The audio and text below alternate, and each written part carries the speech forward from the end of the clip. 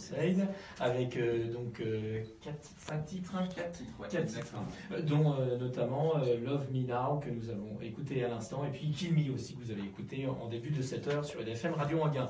Toute votre actualité, c'est sur un site internet. Exactement, anywaysmusic.com, et en fait, pour nous retrouver sur n'importe quel réseau social, vous tapez le nom du réseau social, /anywaysmusic, on a réussi à spotter tous les Anyways Music du monde. Voilà. Bah, bravo en tout cas, et c'est du très très lourd, c'est très très bien produit, et j'espère vous retrouver plus longuement une prochaine fois sur l'antenne d'IDFM Radio Anguin. À bientôt, bon week-end à vous, 8h55.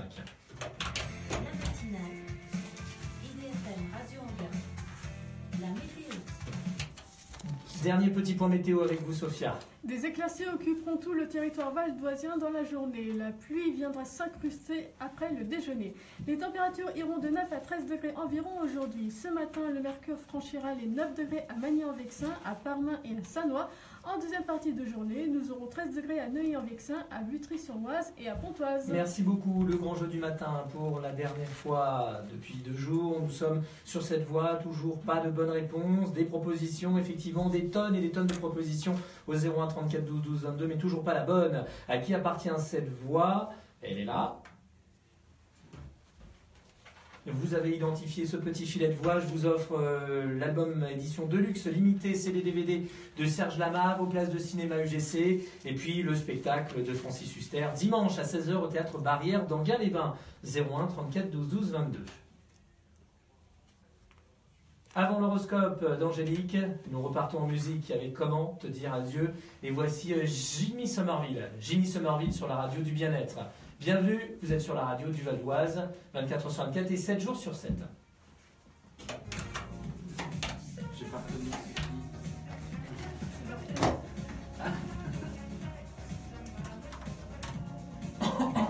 Merci. Ah, merci à vous deux. C'est la prochaine photo.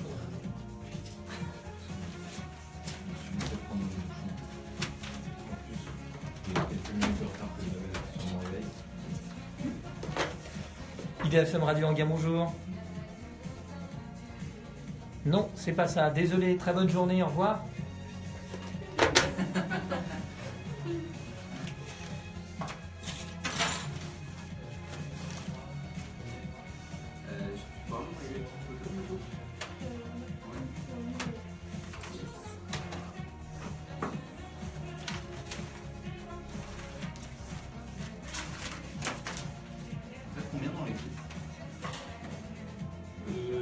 On est beaucoup de bénévoles et très peu de salariés. On doit être... on est 3 salariés, pardon. IDFM Radio Anguin, bonjour. Oui, votre prénom. Et vous nous appelez d'où? Et votre proposition? Eh non, c'est presque ça, mais c'est pas loin.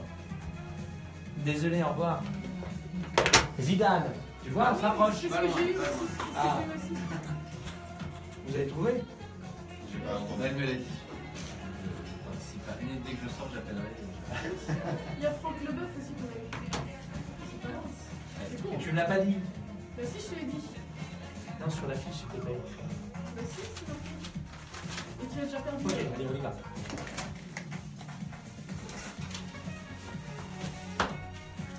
Moi, je suis sur la météo, la dernière. Les Voilà. enfants, c'est ça. Salut. À bientôt. Merci bientôt. Merci beaucoup. Ciao.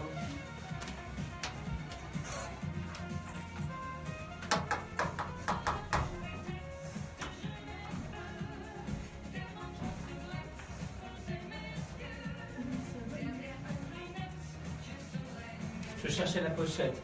Il me l'avait reprise du coup. J'étais en panique. Comment te dire adieu? Bah pas encore. C'est presque la fin de la matinale, mais juste avant nous retrouvons l'horoscope d'Angélique. Et puis c'est pas Franck Leboeuf, c'est pas Zinedine Zidane, c'est pas Kojak, c'est pas je sais plus qui. Plein de propositions, mais vous êtes sur la bonne voie, effectivement. Il s'agit d'un sportif pour la voie mystère et repartir avec vos places de cinéma, vos places pour le spectacle de Francis Huster et aussi le dernier album, édition Deluxe et les DVD de Serge Lama, 01 34 12 12 22. Bonne chance, la matinale. Voici l'horoscope une nouvelle fois avec Angélique. La tentation est grande de donner votre démission. Espérez un peu. Taureau, si Si la situation n'est pas conforme à IDFM Radio Anguin, bonjour. Gémeaux, votre vie professionnelle prend le pas. Oui, c'est ça.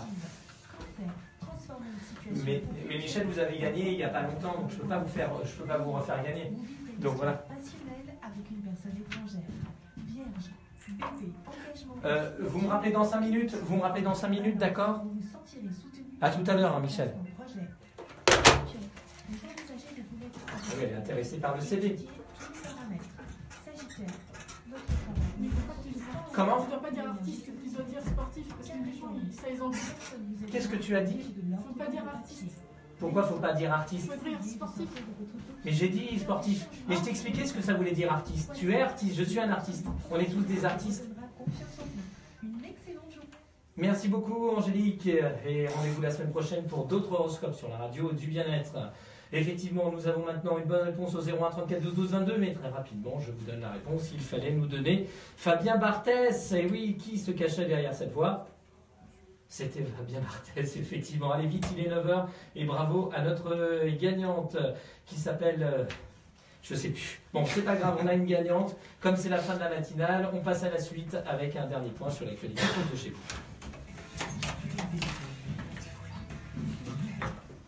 Oui, ça y est, c'est Sandrine. Voici toute l'actualité proche de chez vous, votre flash valdoisien avec Sophia. Commençons le flash par la gestion des migrants. Les députés MoDem se sont rendus à un lieu d'accueil Cergy-Soir hier pour comprendre son fonctionnement. Cela tombe à quelques semaines de l'examen d'un projet de loi et alors que le camp humanitaire de la Porte de la Chapelle à Paris fermera en avril. Le centre d'accueil et d'examen de situation permet aux exilés de trouver abri et réconfort. À Cergy, 1634 personnes ont été reçues depuis octobre dernier. Ces centres sont des SAS créés pour réguler l'afflux de migrants. Les travaux sur la ligne à très haute tension ont commencé lundi et dureront 8 semaines environ. Les travaux ont pris du retard en raison du mauvais temps. Cela devait débuter mi-février. Dans un premier temps, ils changent les pièces usées des pylônes. Dans un second temps, les lignes de 225 000 volts seront remplacées par d'autres de 400 000 volts. Au final, 22 km de câbles seront traités sur le réseau départemental de Cergy-Persan.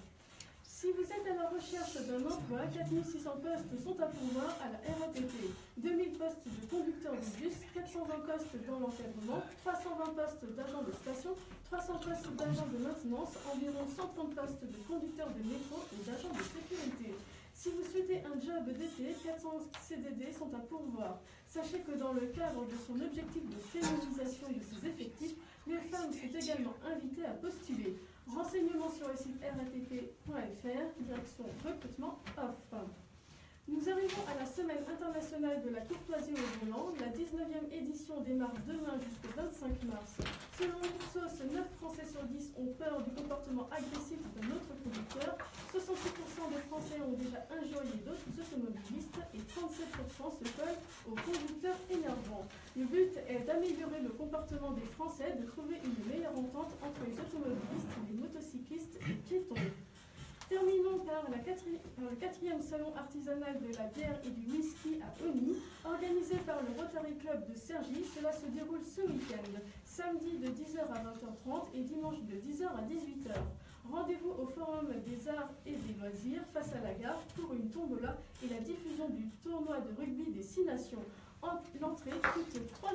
Merci beaucoup Sophia. À tout à l'heure, midi 15 pour d'autres informations valdoisiennes. Comme vous voulez. C'est-à-dire quand on aura l'interview téléphonique... Il me reste quelques secondes pour vous souhaiter un excellent week-end, très bonne matinée. Dans un instant, Aurélien Taché, député du Valois, sera l'invité de Florence Fleur pour l'émission Le Bar de l'économie. Encore une fois, un très bon week-end. Rendez-vous lundi à partir de 7h. Alors quand c'est pas rouge, on peut parler. Quand on air n'est pas en rouge, on peut parler dans le studio. Okay. C'est les pauses musicales et tout ça. Pour l'appel téléphonique avec le député ne vient pas finalement, on l'a en téléphone. Bah, oui, mais... Oui. Non, c'est pour que vous sachiez. Il devait venir, mais hier soir, il a annulé. Bonjour, au revoir. Bonjour. Bonne émission. Merci. Il y a quelqu'un d'autre qui arrive, hein, Nicolas, un autre start-up. Il est en train de se garer. Sur la chaise. Ah bon? Mais pourquoi il déménage les chaises tous les soirs? Les 16, c'est Et donc, quand on a une interview téléphonique, il faut mettre le casque, sinon on n'entend pas.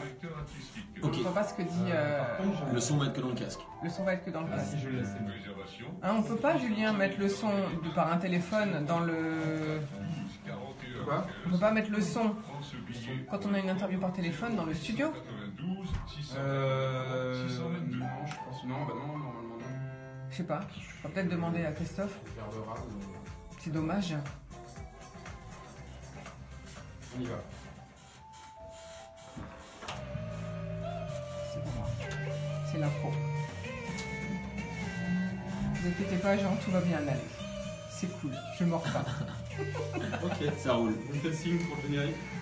Ah bon, on y va, bon, c'est parti. Hein.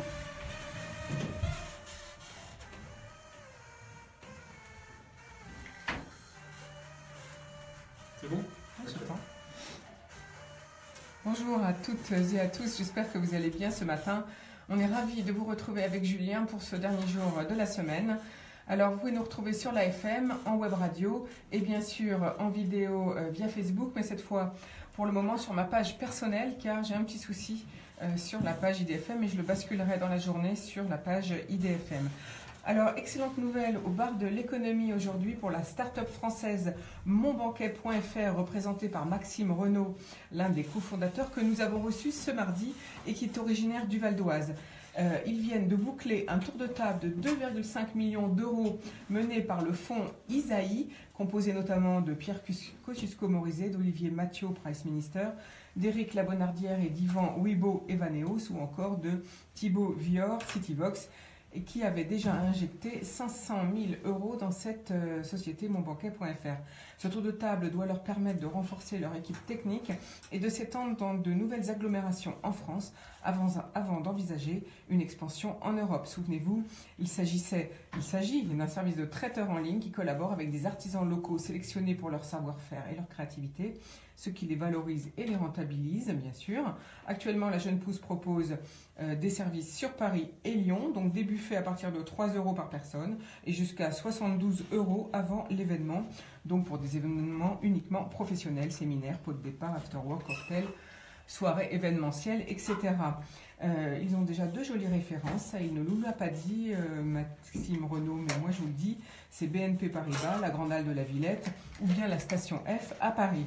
Alors aujourd'hui, Aurélien Taché, notre député, l'un des députés du Val d'Oise et notamment celui de la 10e circonscription, sera avec nous en seconde partie d'émission et malheureusement par téléphone car il a eu un impondérable. Donc tout de suite, nous allons recevoir avec grand plaisir Nicolas Pelletier. Bonjour. Bonjour. Avec Benoît Liénard, vous fondez Pledge en octobre 2016 qui développe une solution de paiement en ligne incubé à Paris chez Swave, un incubateur dédié aux startups. Swave avec un V à la fin. Swave avec un incubateur dédié aux startups de la FinTech, piloté par Paris & Co. Vous allez nous présenter votre solution et vous nous raconterez votre histoire car vous n'en êtes pas à votre première startup. À vos côtés, Jean Laverty. Bonjour Jean. Bonjour. Clevermate est votre première start-up, là par contre, créée en 2013. Après une formation à Centrale, Lille puis Sciences Po et bien sûr quelques expériences professionnelles, eh bien vous nous proposez un professeur particulier à domicile, ce qui n'est pas une chose aisée pour un parent ou un étudiant, tout comme de pouvoir faire confiance à un professeur que l'on ne connaît ni d'Ève ni d'Adam, d'autant quand on a une échéance comme un concours par exemple. Pourtant, c'est ce que vous allez nous faire découvrir avec Clevermate et on saura tout dans quelques minutes. Alors, j'ai une autre annonce importante à vous faire. Une grève d'usure est annoncée par les syndicats suite à l'annonce de la réforme sur le statut de la SNCF, réforme annoncée par le gouvernement. Valérie Pécresse, qui s'exprimait ce matin sur RTL, annonce une demande de chauffeurs pour faire du covoiturage entre le 3 avril et ce pendant 3 mois, puisque les syndicats annoncent une grève de 2 jours par semaine sur 3. Et Valérie Pécresse annonce également la publication d'une carte de 200 points de télétravail sur le site de la région Île-de-France et elle souhaite atteindre les 600 points de télétravail d'ici à quelques temps. Alors tous les deux, je vous donne la parole tout juste après une petite pépite musicale. Et puis nous aurons aussi en fin d'émission la chronique immobilière de Larissa Minoff. Allez, un petit Django Reinhardt pour nous mettre en forme, c'est Sultan of Swing. Niveau timing, on le coupe au bout de combien celui-là? Bah là, on a jusqu'à 9h30 pour vous faire parler tous les deux. Donc c'est toi qui as levé les 2 millions ou c'était une non, société... c'est mon D'accord. banquet que j'ai D'accord. reçu mardi. D'accord. C'est Maxime Renaud qui est originaire du Val d'Oise en fait. D'accord. Voilà, donc moi j'alterne entre les D'accord. startups du Val d'Oise et les startups parisiennes. Enfin, quand une agence, parce que là c'est vos agences respectives qui m'ont envoyé des mails, donc j'ai rebondi D'accord. dessus parce que j'ai trouvé que vos solutions étaient innovantes. Donc quand les solutions me semblent innovantes, bon, mais si c'est une fabrication de t-shirts imprimés, ça m'intéresse pas tellement, Ça marche. j'avoue. C'est bien les profils de ici. C'est des petits cours, quoi. C'est une plateforme de petits cours. Nous, voilà, on uberise Ouais, c'est bien. le secteur avec une seule plateforme qui est capable de gérer des dizaines Oui, de d'ailleurs, il milliers faudra bien être familles. précis si le prof vient à domicile ou si on peut travailler via la plateforme. Hein. Ça Parce marche. que ça, j'ai pas compris moi. J'ai À été voir domicile. sur le site, oui, mais ça fait rien. Il faut que l'auditeur il comprenne. Ouais, tout à fait, tout à Hein. fait. Ça Donc, marche. soyez très clair On va là-dessus. mettre les casques en fait. Pour écouter ce que va dire Aurélien Taché, le député, par téléphone, Ah oui. il faudra mettre le casque. Donc là on sera là et on nous répond ou pas. Ah bah si vous avez envie de participer à sa discussion, vous me faites un petit signe, je vous passe la parole, il n'y a pas de problème si vous avez des questions à lui poser. Ça marche. On verra, mais il me semble qu'on peut avoir le Oui, retour de... Ouais, ouais. Il faut demander On à... dit oui, Sur et toutes les par tâches, contre, on n'aurait pas votre retour. Mancho, SPA, en France, D'accord. Et pour les écoles, j'imagine que c'est un peu comme ici, non? on prend 2%. Et on les prend en marchant, on ne prend pas aux gens, c'est gratos pour les gens. Ouais, je comprends. Les 2%, Là, on remonte de la donnée en fait. Parce qu'on défantomise les potes. Donc, quand tu prends 4 places à la FNAC te les 3, mais pas les 3 copains. ok.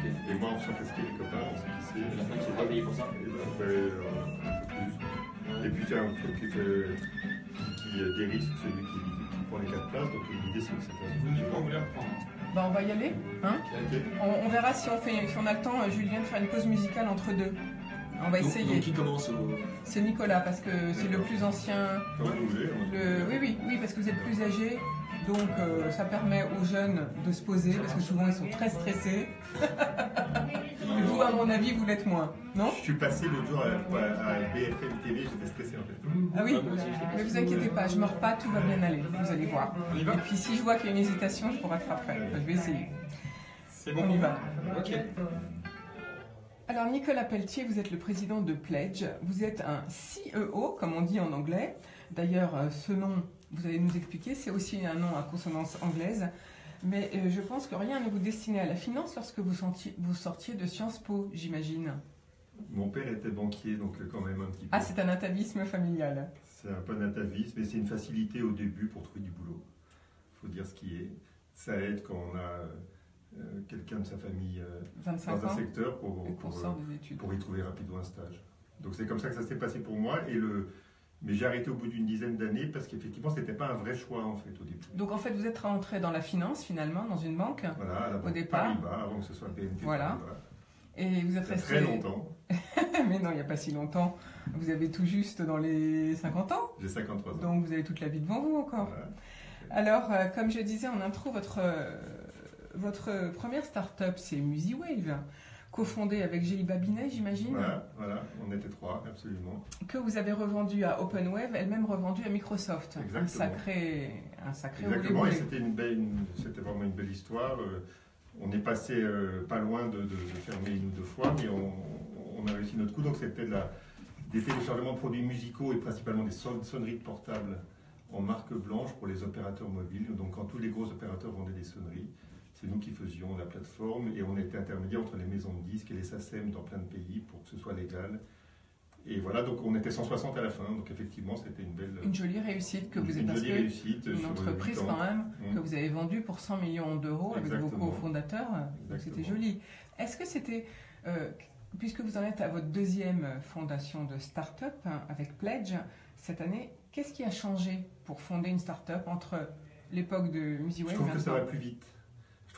Alors moi j'ai fait en plus un break pendant 5 ans entre les deux, où j'ai écrit des livres en fait, ce que je vais continuer à faire après. Mais donc j'ai vraiment décroché à un moment et raccroché là, et je trouve que ça va beaucoup plus vite.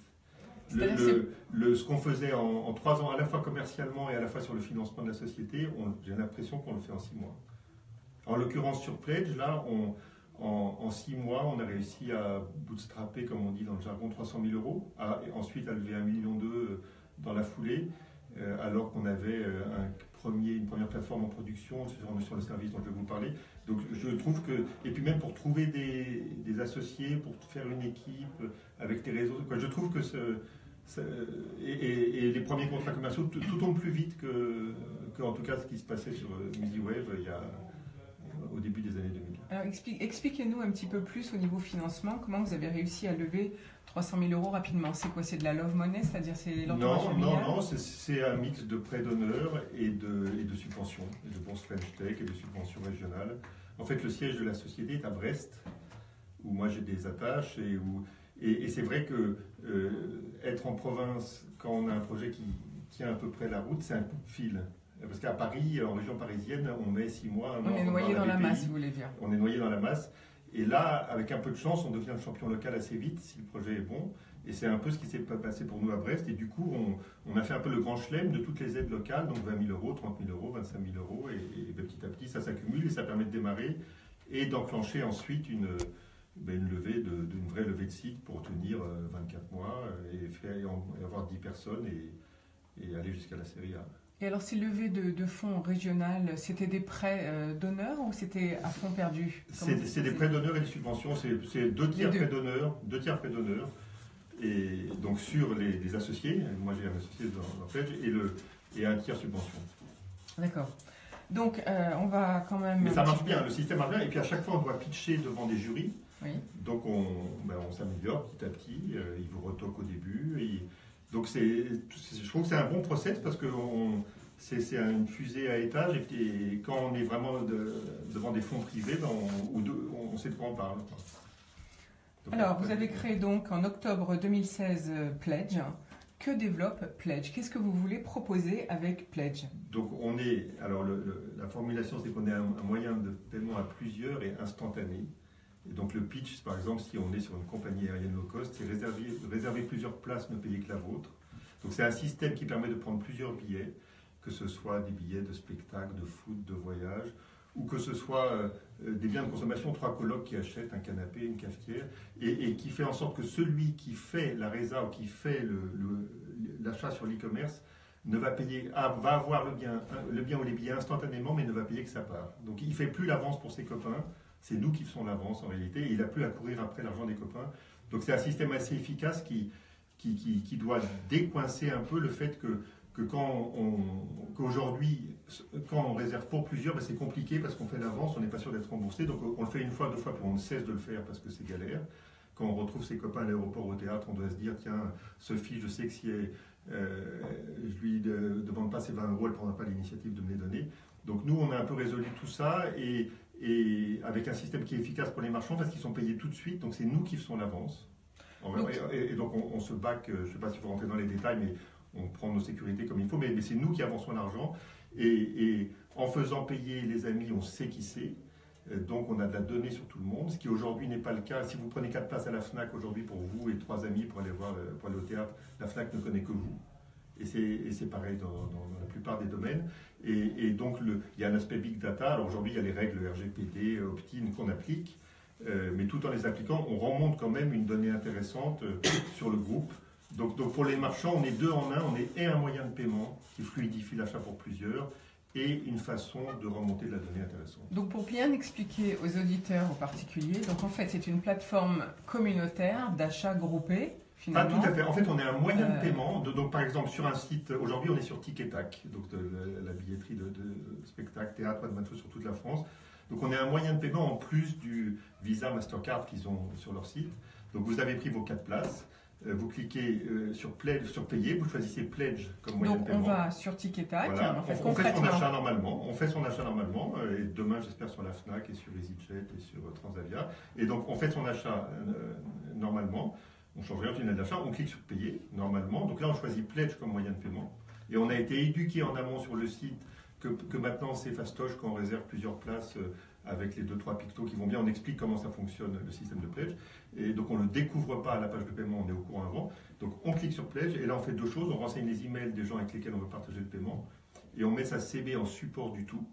Et nous, en fait, on ne débite pas la personne. Sa carte bleue, voilà, sa carte bleue. Et donc, nous, on ne débite pas la personne. On fait une préautorisation. On demande on se renseigne s'il est bancable ou pas, dans la seconde. Un peu comme à la station d'essence, quand vous mettez votre carte, on vous dit que vous pouvez prendre de l'essence jusqu'à 170 €.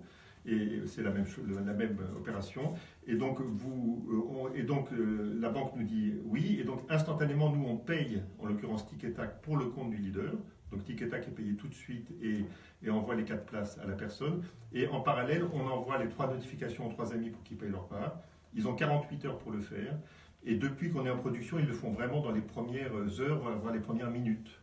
Et s'il y en a un qui n'a pas payé, au bout de 24 heures, on fait une relance automatique. Mais c'est 3-4% des gens. Et elle porte toujours ses fruits. Et si par hasard quelqu'un ne payait pas au bout du compte, le leader paierait pour lui. On débiterait le leader de sa part et de la part à payer. Mais ça n'arrive pas. Et on pense que ça arrivera très peu parce que c'est comme on a affaire à des gens qui font un truc ensemble. Et donc l'idée, c'est juste de leur simplifier la vie. En fait. Oui, et les gens sont maintenant de plus en plus habitués à payer via Internet avec une carte bleue. Et le fond de l'idée, c'est que les gens aiment bien faire des choses ensemble, que ce soit sortir, voyager. Le cas des colocs qui achètent un truc ensemble, le cas des 3 copains qui offrent un cadeau à une autre sur un site d'e-commerce, on ne va pas faire une cagnotte pour ça parce qu'ils sont 3 ou 4. Donc il y a pas mal les fêtes des mères et autres, de cas de figure comme ça. Et le seul problème, c'est l'argent. Qui est-ce qui avance, comment on se rembourse. Qui a le temps de s'en occuper aussi. Qui a le temps de s'en occuper. Et donc, avec Pledge, on gère ça d'un coup. Donc pour le moment, au niveau des fournisseurs, on va dire, voilà. Avec qui, où êtes-vous référencé? Donc là, on est sur cette billetterie qui s'appelle Tic et Tac. Je suppose que ça prend beaucoup de temps d'aller voir tout le monde. Ça prend du temps, mais ils sont assez sensibles à l'idée parce qu'ils se disent que ça va faire plus de ventes et qu'effectivement, il y a un aspect big data intéressant. Donc on a commencé à Brest par une salle de musique actuelle qui s'appelle La Carène. On a fait Tic et Tac ensuite avec de très bons chiffres. Là, on se développe à partir de la semaine prochaine sur Euroline, EasyLines. Donc c'est les cars Macron et puis Euroline, c'est sur toute l'Europe, ça existe depuis longtemps. Donc ça, c'est un gros lancement. On a signé également Bed Casa, donc qui est le Airbnb français.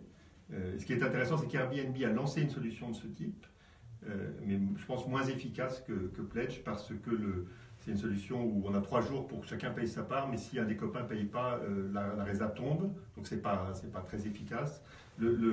Mais ça montre le sens de l'histoire. C'est vrai que pour les locations de vacances, ça peut être drôlement intéressant comme solution. Pour les locations de vacances, mais je pense dans toute une série de domaines. Donc on discute avec les compagnies aériennes low cost, où là le use case est très bon. On discute avec SNCF, on discute avec Flixbus, Ouibus, on discute avec beaucoup de monde. Et quand je dis on discute, c'est qu'on est déjà un peu avancé dans vos négociations. Et donc également avec les grands sites d'e-commerce pour les cas de figure de colloques, de cadeaux. Et même une personne finalement, il y a des gens qui nous disent une personne toute seule qui veut acheter un truc, donc un jeune qui veut un ordi, il peut avoir besoin pour 20-30% du prix de se faire aider par une tante, sa marraine, sa mère, et donc il peut très bien payer par Pledge, c'est-à-dire renseigner l'email d'une autre personne qui va participer au paiement. Oui, pour le luxe aussi, quand on veut faire un cadeau à quelqu'un. Donc en fait, c'est pas les opportunités qui manquent, maintenant il n'y a plus qu'à. Il n'y a plus qu'à. Alors justement, pour il n'y a plus qu'à, vous venez de lever 1,2 million d'euros. Alors avec qui et pour investir dans quoi? Donc pour investir dans l'équipe pour exécuter en fait ce qu'on veut faire. Donc c'est renforcer votre équipe, la première étape. Voilà, on était 3 quand on a fait cette levée, là on est déjà 7 et on va être 10 bientôt. Donc avec ça on tient jusqu'à la prochaine grosse étape de financement.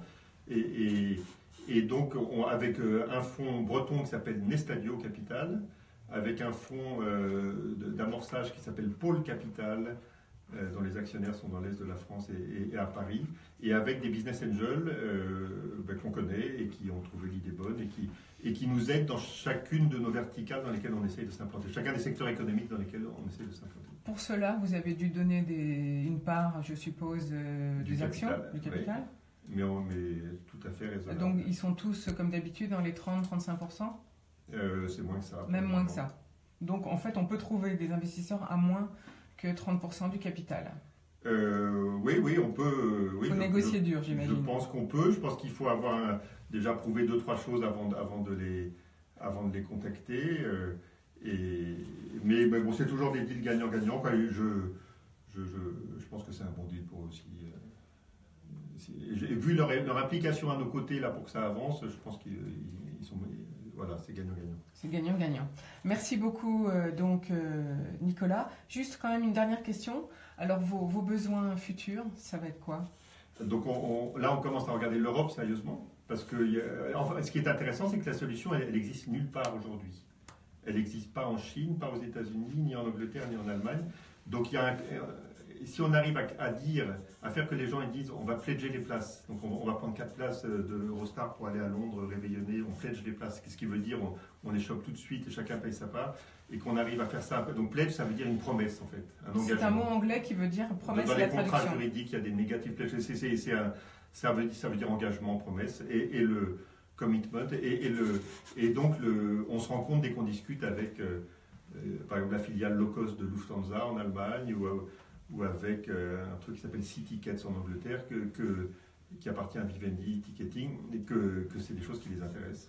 Merci beaucoup Nicolas Pelletier. Effectivement, les Français, on a beaucoup d'imagination. On va tout de suite donner la parole à Jean Laverty. Alors Jean, vous, c'est un mot anglais aussi, Clevermate. Alors pourquoi ce mot, dites-moi? Oui, tout à fait. Alors Clevermate, c'est l'ami intelligent. Donc nous, on a choisi un nom anglais pour 2 raisons. Déjà, se différencier. Mate, c'est le copain en fait. Mate, c'est le copain. Voilà, c'est le copain intelligent. Parce que clever, ça veut dire intelligent. Il faut expliquer aux auditeurs. Tout à fait, c'est ça. Et pour se différencier, puisqu'on a une solution qui est quand même très différente de ce qui existe. Et aussi pour l'international, puisque l'idée, c'est ensuite d'aller à l'étranger. Alors justement, vous êtes sur un marché très concurrentiel parce que vous nous proposez des cours pour nos enfants. Qu'est-ce qui vous différencie? Que nous proposez-vous? Comment ça marche? Alors, nous, notre job, c'est d'apporter une satisfaction totale sur l'étudiant qui va venir chez vous. Donc en fait, nous, ce qu'on fait, c'est qu'on apporte de la confiance, et pour ça, on va aller chercher les étudiants d'abord dans les meilleures formations. Donc aujourd'hui, on a à peu près 15 000 étudiants qui sont sur la plateforme. On a développé toute une plateforme qui va permettre de gérer tout ça. Donc c'est des étudiants. Donc une plateforme par Internet, on va préciser aux auditeurs. Et vous êtes installé sur toute la France, bien sûr, puisque c'est par Internet, c'est même mondial. Exactement, c'est ça la beauté de l'outil web, c'est d'être capable, avec une petite équipe, de gérer des milliers d'étudiants et des milliers de familles partout en France. Donc c'est ça qui permet aussi d'avoir des prix qui sont extrêmement accessibles pour les familles. Donc nous, on va sélectionner des étudiants dans les meilleures formations, donc ils vont être à Sciences Po, à HEC, Centrale ou Master d'université, pour vraiment garantir déjà un niveau académique fort. Et ensuite, on va faire beaucoup de travail pour faire un matching entre le besoin de l'élève et l'étudiant qui va vraiment correspondre. Un matching en termes de compétences, un matching en termes de disponibilité, de motivation, etc. On va vraiment passer du temps à faire une bonne association entre les deux. Qu'est-ce qui nous garantit l'efficacité, si on prend votre solution, et le sérieux? Est-ce qu'il y a une période d'essai? Comment on fait? Alors, nous, voilà, on est dans l'air du temps, il n'y a aucun engagement. Ça veut dire que comment ça se passe? On va essayer de prendre le besoin de la famille de manière le plus précise pour être capable d'apporter une solution vraiment sur mesure. Et ensuite, on a toute une équipe qui va être là pour faire du suivi. Ça veut dire qu'on va vous suivre, on va voir s'il y a des résultats. S'il n'y a pas de résultats, on va intervenir, on va essayer de trouver peut-être un autre étudiant, peut-être que ça ne colle pas pour des raisons humaines, pour des raisons... Il y a plein de raisons qui font que potentiellement ça peut ne pas coller. Mais nous, on est là justement pour trouver des solutions, pour accompagner les familles une par une. Alors, vous parlez d'étudiants, donc qui donne le cours à celui qui demande du soutien? C'est un étudiant ou ce sont des professeurs Alors, ce sont titrés? Chez Clevermate, ce sont uniquement des étudiants très qualifiés qui donnent les cours. Pourquoi? Parce que nous, on pense que vraiment la proximité générationnelle, c'est quelque chose qui est extrêmement important. C'est une toute autre relation à l'éducation que celle qu'on peut avoir avec l'éducation nationale, avec un prof. C'est une solution complémentaire.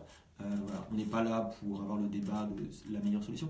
Nous, on est là vraiment pour avoir un tuteur, un mentor, quelqu'un de sa génération qui va avoir une approche très différente d'un professeur classique. D'accord. Et donc, en 3 ans, combien de clients ou combien de professeurs? Comment se passe le recrutement? Peut-être que vous êtes en besoin d'ailleurs de vous faire un appel pour trouver des étudiants. Alors, ça se développe bien. On a 15 000 étudiants. On a 5 000 familles qui nous suivent de manière régulière, partout en France, principalement dans les grandes villes, évidemment. Bien sûr. Voilà. Il y a plus de monde dans les grandes villes, donc c'est un peu logique.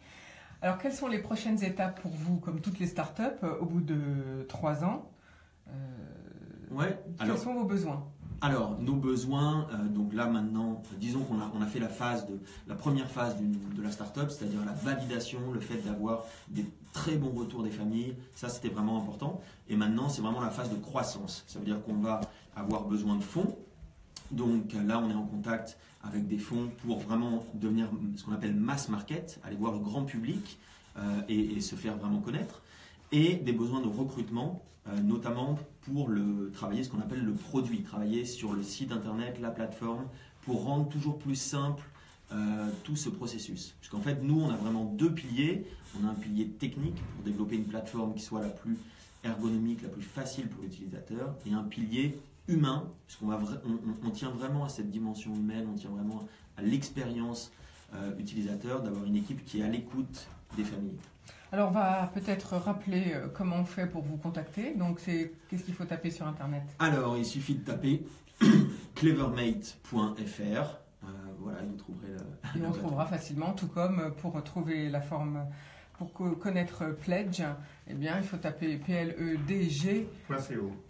Voilà, merci Nicolas Pelletier. Allez, on fait tout de suite une pause musicale. Pendant ce temps, on appelle Aurélien Taché, qu'on va retrouver donc sur IDFM. Malheureusement, tous ceux qui nous regardent via Facebook, vous ne pourrez pas entendre ces réponses. Pour les entendre, il faut vous connecter sur Internet, mais sur notre site web directement, et vous pourrez nous entendre. Allez, tout de suite, une pause musicale. On va écouter Clara Luciani, La Grenade, une nouvelle chanteuse française. Sur idfm.fr? Oui, c'est ça. Alors maintenant, on va être obligé de mettre nos casques. Vous l'appelez, s'il vous plaît. Ça dure combien de temps la chanson? Sur 3 minutes, on va la couper si vous voulez. Non, on va laisser le temps qu'on l'ait en ligne, parce qu'en plus, j'espère qu'on va pas être coupé, parce que j'aime pas, moi, appeler sur un portable. Il faut lui demander s'il n'est pas à un bureau où on peut l'appeler sur un fixe. Vous préférez un fixe? Je préférerais, oui. Okay. Je lui ai dit hier, mais il doit être dans les transports. D'accord. Je vais lui demander s'il a un fixe. Demandez-lui s'il est à côté d'un fixe et on pourrait le rappeler. S'il dit non, tant pis. C'est Taché? Oui, bonjour, je viens de l'IFM, réalisateur de la mission. Marc Économie, on va vous prendre en interview. Vous avez un fixe à côté? Au cas où on soit coupé. Non, pas de fixe. Non, pas de fixe. Bon, alors on y va. Ok, qui ne quitte pas. On est dans la pause. Dites-lui qu'on est dans la pause musicale. On est en pleine pause musicale, on prend derrière à l'antenne. On prend dans 30 secondes. D'accord? Très bien, merci. On y va dans 30 secondes. Je le cale déjà. Ouais. Calez-le et après on le prend parce qu'on a beaucoup de choses à voir avec lui. Okay. Donc là, messieurs, dames, si vous voulez mettre vos casques pour entendre notre député Aurélien Taché. Si vous voulez parler, oui, ou alors vous intervenez directement au micro. Si vous voulez lui parler. Les micros sont ouverts. Donc si on parle, ça passe à l'antenne. Les micros sont ouverts. Vous ouvrez les micros. Pendant l'interview? Oui, qu'il puisse lui parler s'ils ont envie. Bien sûr. Ils seront ouverts. Comment? Ils seront ouverts, il n'y a pas de problème. Ok. On y va? Bon, nous on est prêts. Dès que c'est rouge. Eh ben c'est parti. Attendez, je mets mes lunettes. C'est bon. C'est bon? On y va? Ok. Voilà, c'était donc Clara Luciani, La Grenade sur IDFM. Donc je vous rappelle, nous sommes maintenant en direct avec Aurélien Taché. Bonjour, monsieur le député. Je rappelle à nos éditeurs que ceux qui nous regardent via Facebook, ils n'entendront pas vos réponses. Il faut qu'ils aillent sur idfm.fr, notre site internet, pour écouter via la web radio. Alors, Aurélien Taché, vous représentez la jeune génération élue en 2017. Vous êtes député de la 10e circonscription du Val d'Oise et vous avez 33 ans. Vous faites partie de la commission des affaires sociales, chargée en septembre 2017 d'une mission parlementaire relative à l'intégration par le Premier ministre Édouard Philippe. Rapport que vous avez remis le 19 février dernier en marge de la présentation au Conseil des ministres du projet loi immigration. On vous doit aussi la loi qui va s'appliquer dès le 1er avril sur les emplois francs, comme l'a souligné sur notre antenne cette semaine le ministre Jacques Mézard. Vous travaillez au groupe, dans la vie civile je dirais, vous travaillez au groupe SOS, un géant très discret de l'entreprise sociale en Europe, créé en 1984 par la chanteuse Régine. Pourtant, c'est 15 000 emplois et 480 établissements où vous occupez le poste de délégué régional pour l'Île-de-France. Si je me trompe, vous m'interrompez, monsieur Taché.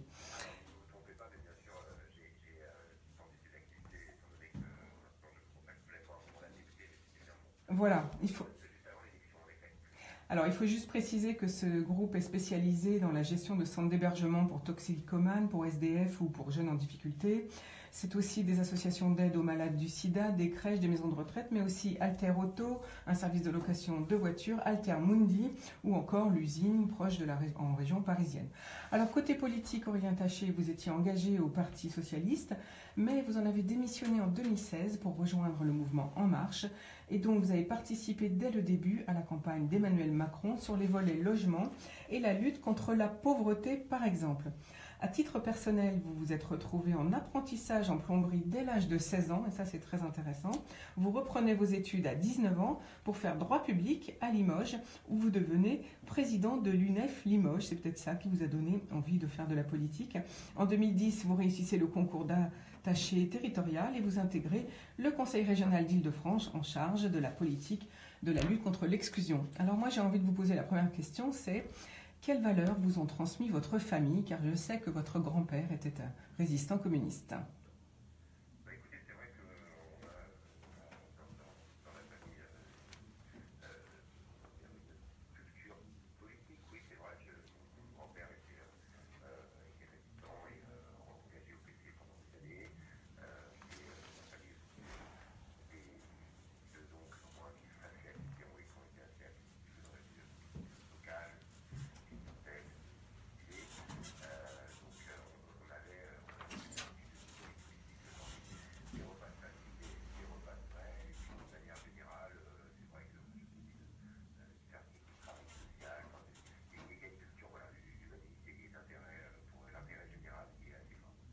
Mais quand vous êtes rentré donc au Conseil régional d'Île-de-France, tout de suite vous êtes allé dans ce service, vous occuper du logement et de tout ce qui est social, ou bien c'est un choix, ou bien c'était une ouverture de poste?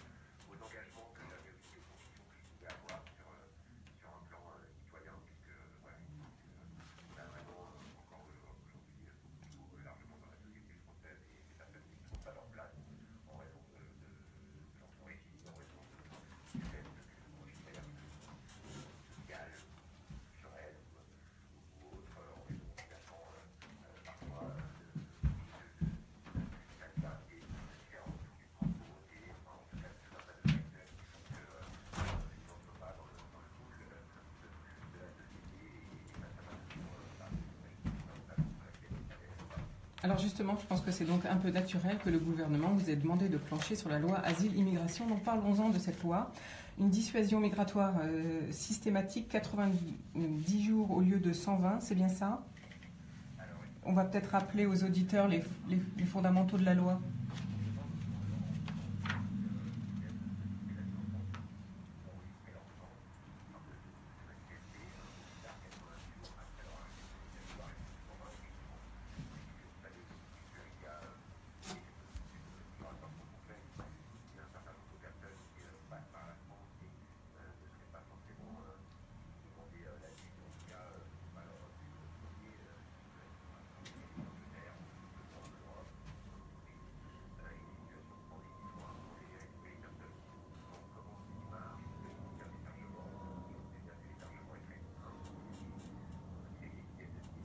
Mais il en manque.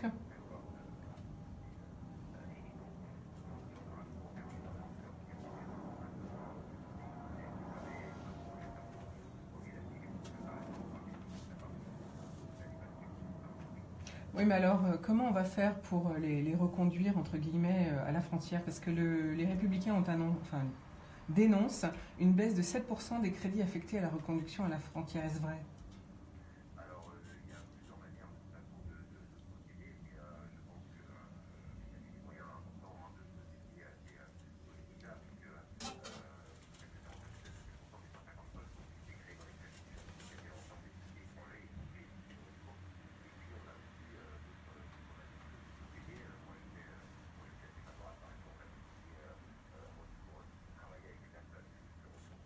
Mhm.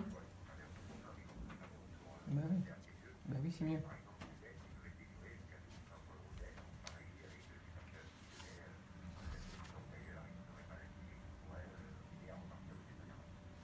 Alors, il y a d'autres pays en Europe ou au Canada, par exemple, ou en Suisse, qui font appel à une immigration contrôlée sur la base de besoins économiques et professionnels. Pourquoi ne peut-on pas envisager des mesures de ce type en France?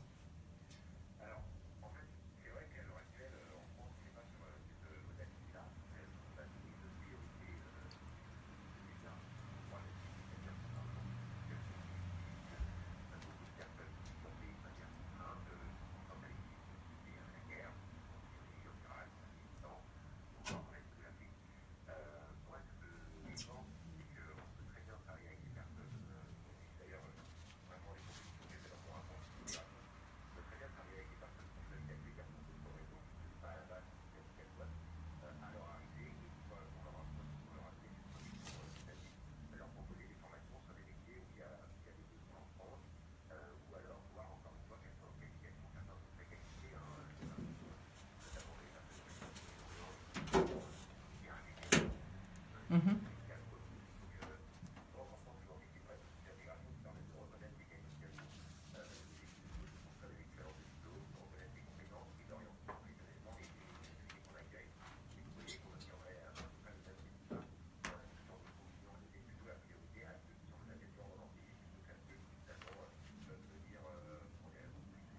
Donc là, c'est un juste équilibre à mener. Donc là, on a encore un petit peu de travail. C'est ça que vous voulez nous dire? Là, je dis, la France a encore un petit peu de travail. C'est un juste équilibre à mener entre ceux. On est bien d'accord. Dernière question sur ce thème. Quand nous allons à la rencontre d'immigrés, on voit bien que la France... Enfin, certains disent que la France ne fait pas bien son travail d'intégration, c'est-à-dire instruire sur la langue et sur la culture. Si on accepte de l'immigration, certains disent, ne peut-on pas envisager 2 ans d'accompagnement alors que d'autres pays le font par des cours obligatoires, même en les intégrant dans des classes d'élèves, tout simplement, dans des lycées ou dans des écoles primaires pour apprendre la langue et la culture. Est-ce que nous, la France, ne pourrait pas mettre des expériences comme ceci en place?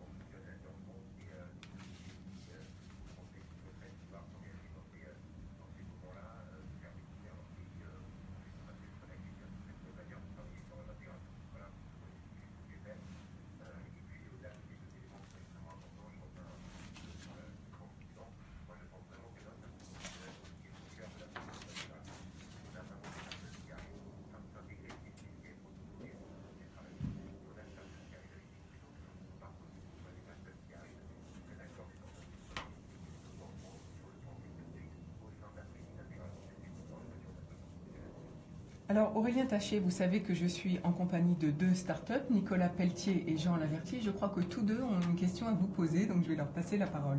Non, moi je voulais juste préciser que Jean, à côté de moi, donc monsieur le député, a une excellente start-up avec un gros pool d'étudiants professeurs en fait, pour donner au début des cours à domicile, mais d'après ce que vous venez de dire, il pourrait très très bien être sollicité pour améliorer l'enseignement sans être trop âgé, des personnes immigrés dont vous parlez qui ont besoin d'être mises à niveau. Voilà, écoutez, ce que je propose, c'est que je vais envoyer les coordonnées de la start-up Clevermat à notre député et puis il vous contactera peut-être. Avec plaisir.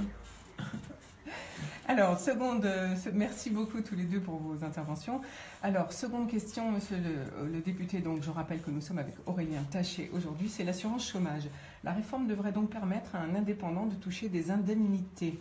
D'après les annonces faites par Muriel Pénicaud le 2 mars dernier, l'allocation versée devrait prendre la forme d'une simple allocation. Alors, on ne sait pas si c'est 500 ou 800 euros et versée peut-être pendant une période de 6 mois. Pour l'instant, ce n'est pas encore tout à fait défini. Vous êtes d'accord ?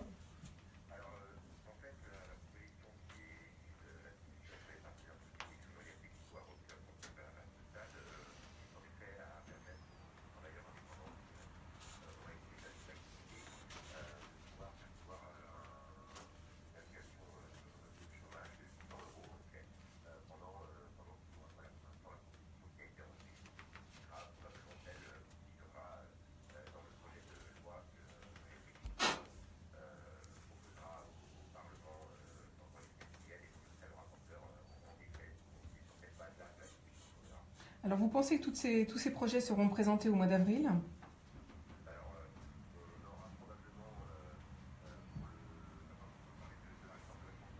Enfin, on peut parler des 2 réformes dont on vient de parler, donc...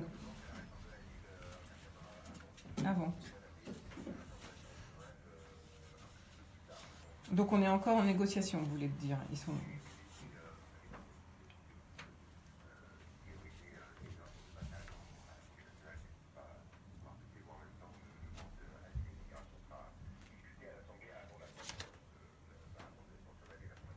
De toute façon, on imagine bien que vous ne chômez pas parce que même nous, au niveau des informations, c'est tous les jours qu'on a des réformes qui arrivent. Donc, on est très content, on a beaucoup de travail à annoncer. Alors justement, on va continuer un tout petit peu sur l'assurance chômage, car il faut dire aux auditeurs que les professions médicales pourraient être exclues de ce dispositif, tout comme les micro-entrepreneurs exerçant leur activité à titre accessoire. Donc ça aussi, ça demande des précisions. Donc là, il faudra attendre un petit peu pour la loi. Pour les salariés démissionnaires qui n'ont pas droit au chômage, sauf en cas de démission entre guillemets légitime, le président Macron souhaite instaurer un droit aux allocations une fois toutes les 5 ans, mais les partenaires sociaux demandent là aussi une durée de 7 ans. À quoi sert une telle mesure ?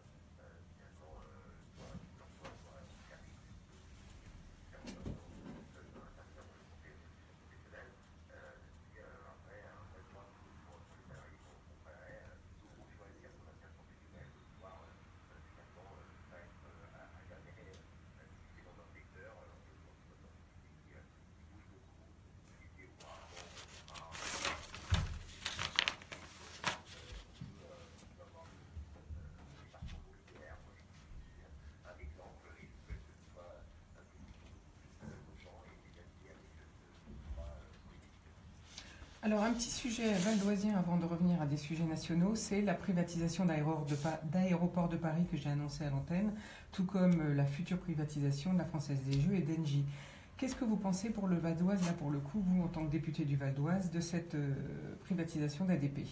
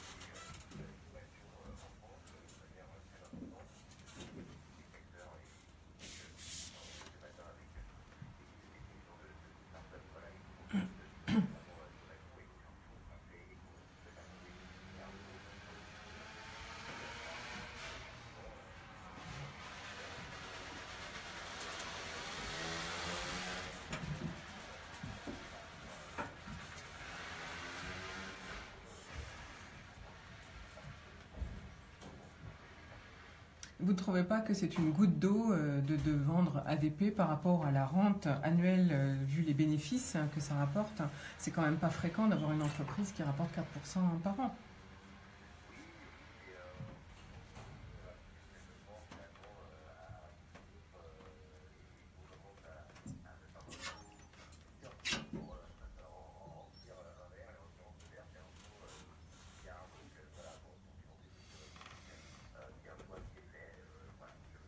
Vous n'irez pas contre, voilà ce que vous voulez nous dire. D'accord, on a compris, merci. Alors, maintenant parlons de la désocialisation des heures supplémentaires en 2020. Vous voulez expliquer ce que c'est ?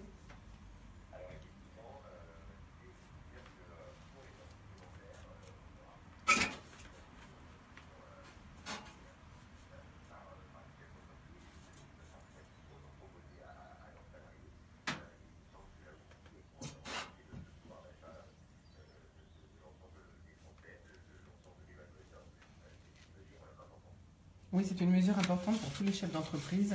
Et là, effectivement, je pense que ça fait 30 ans que les chefs d'entreprise demandent un allègement des charges sociales. Et je crois que là, c'est une vraie bonne chose. Alors, par contre, parlons maintenant un petit peu de deux sujets qui sont moins agréables. Avant-hier, 2 amendes ont été infligées à 2 commerçants pour ne pas avoir fermé un jour de la semaine, un pharmacien et un boulanger, pour être clair. Quand on voit que dans d'autres pays, les commerces alimentaires sont ouverts 24 heures sur 24, comme au Japon par exemple, ou l'arrivée de robots ou le développement du magasin automatique, est-ce que ça a encore un sens de donner des amendes à des commerçants? D'ailleurs, Emmanuel Macron a même déclaré, à ce qu'il paraît, je le dis tel qu'il faut arrêter d'emmerder les entrepreneurs. Et là, il me semble qu'on n'en prend pas le bon chemin. On n'en prend pas le bon chemin. Qu'est-ce que vous en pensez? Je sais pas.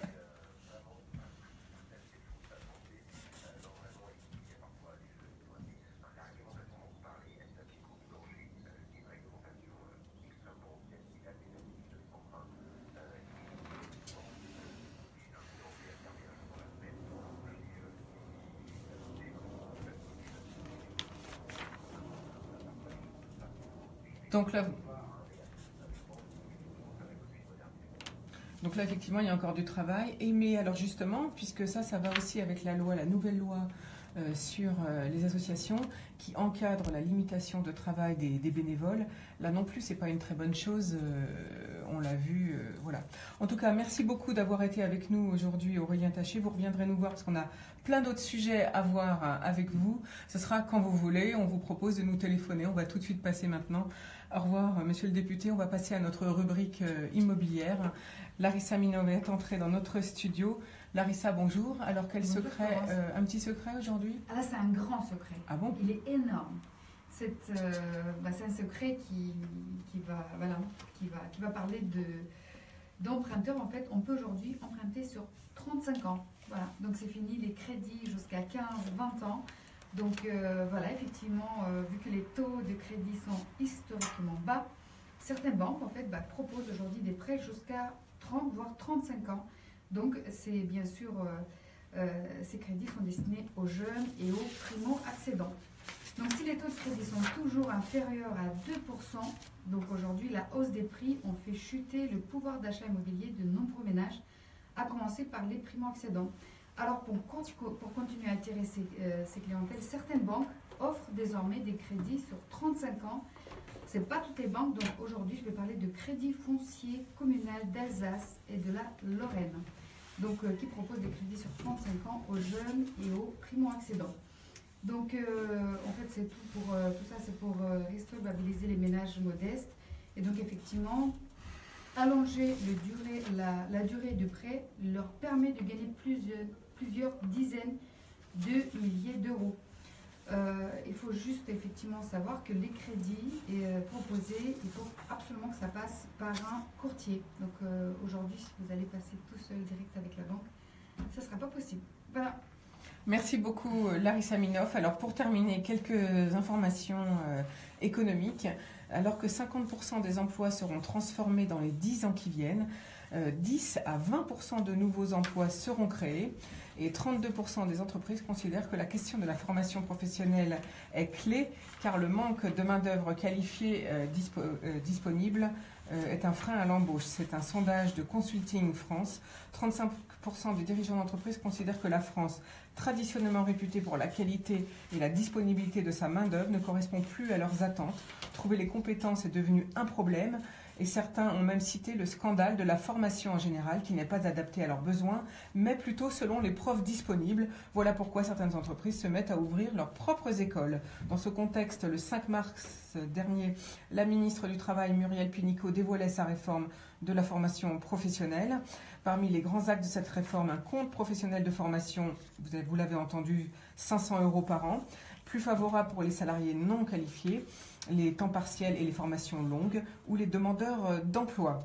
Malheureusement, je vais finir la semaine sur quelques mauvaises nouvelles. Le volailler doux en grande difficulté installé dans le Finistère serait en négociation avec un groupe ukrainien qui demande 70 millions de subventions publiques pour faire face à ce qu'ils estiment 100 à 150 millions pour restructurer et moderniser l'outil. Mais en plus, il y a une incertitude quant à une amende auquel serait sujet le volailler doux, 80 millions d'euros pour une vieille affaire de poulet congelé alourdi à l'eau en suspens. Le jugement du tribunal administratif de Rennes est attendu pour le 6 avril. La grande récré se place en cessation de paiement. Le groupe français Ludendo, propriétaire de l'enseigne des jouets de la grande récré, annonce une chute des ventes due au changement de goût des enfants qui les délaissent de plus en plus tôt pour se tourner vers les outils numériques. Les banques n'ont du coup pas relancé les encours de crédit, ce qui oblige l'enseigne à se placer en cessation de paiement. C'était une enseigne tout à fait française, fondée en 1977 par Maurice Grunberg et présidée par Jean-Michel Grunberg. Il compte parmi les plus grands du secteur en France, avec près de 400 magasins dans le monde, 2500 collaborateurs, 100 franchisés et en 2016 un chiffre d'affaires de 500 millions. Voilà, on annonce une chute de 18% des achats se reportant vers l'Internet, donc l'achat via les outils numériques et les plateformes comme Amazon. En tout cas, je vous souhaite un très très beau week-end. On vous retrouve lundi avec grand plaisir. Je vous embrasse et on vous laisse en compagnie d'Isabelle Durand et la musique. Parfait. Ah, c'est chaud, hein, parce que qu'est-ce qu'il y avait comme annonce à faire aujourd'hui? J'en ai encore des tonnes, hein. J'ai travaillé jusqu'à... Du contenu, je devais arrêter à 10h, c'est ça? Je dois arrêter à 57. Hein. D'accord. C'est-à-dire que là-bas, il y a un chrono qui se met en ligne 4 minutes avant la fin. Ah non, j'ai encore tout ça. J'ai tout ça d'avance. Première session des masterclass de Bon, merci. Voilà. Non, bah merci à vous deux. Merci. Ouais, c'était intéressant.